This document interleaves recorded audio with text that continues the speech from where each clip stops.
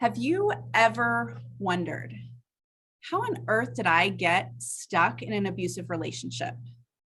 Why didn't I see the red flags? And if I did, why was it so difficult to leave?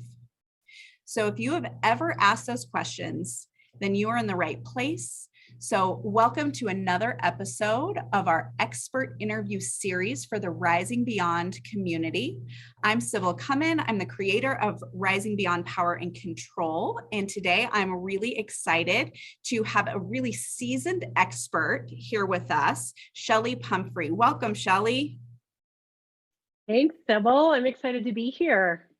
Yeah, so let me tell you a little bit about Chelli and why I wanted her to be here. So Chelli is a licensed professional counselor, relationship coach, Reiki master, and author. She's got over 27 years of clinical experience, and she's really worked with a diverse group of clients and different problems and issues, but she really specializes in working with trauma, adult attachment, narcissistic abuse, and pathological relationships. She is the founder and clinical director of Trilogy Holistic Mental Health in Denver, Colorado. And she's a clinical director of Strength and Motion Counseling in Boulder, Colorado. She's really passionate about holistic healthcare, and she's recently written a book that I know we're going to hear a little bit about. It's called Insight is 2020. So Chelli, thank you for being here. And we're just going to have a conversation on what you do, what you see, and some tips and things that can help the women that both of us work with.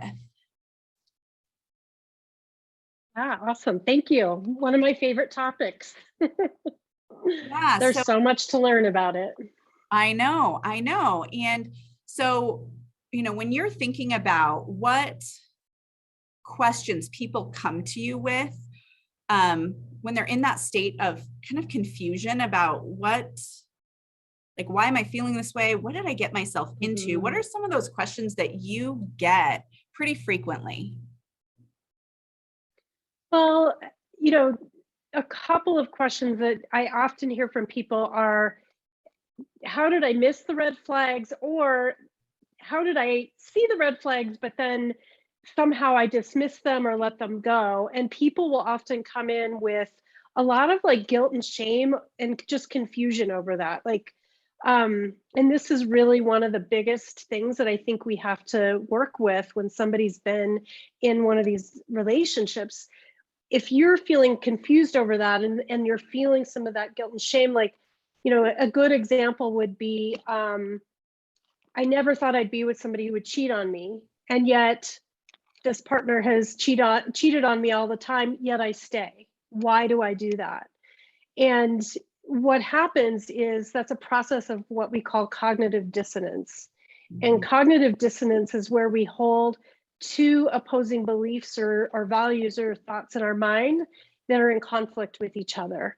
And what happens with people who are in these relationships is they start to develop a ton of cognitive dissonance, which is actually one of the top symptoms of trauma of these kinds of pathological love relationships.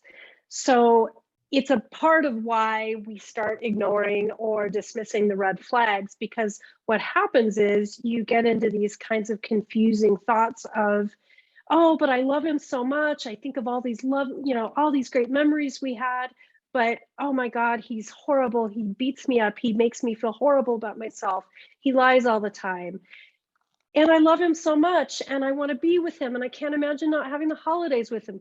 Oh my God, I'm scared for my life. I need to leave. It's that constant confusion where you're 1 minute loving, the next minute loathing. That's cognitive dissonance. And that is one of the key trauma symptoms and factors that keep people stuck in these relationships.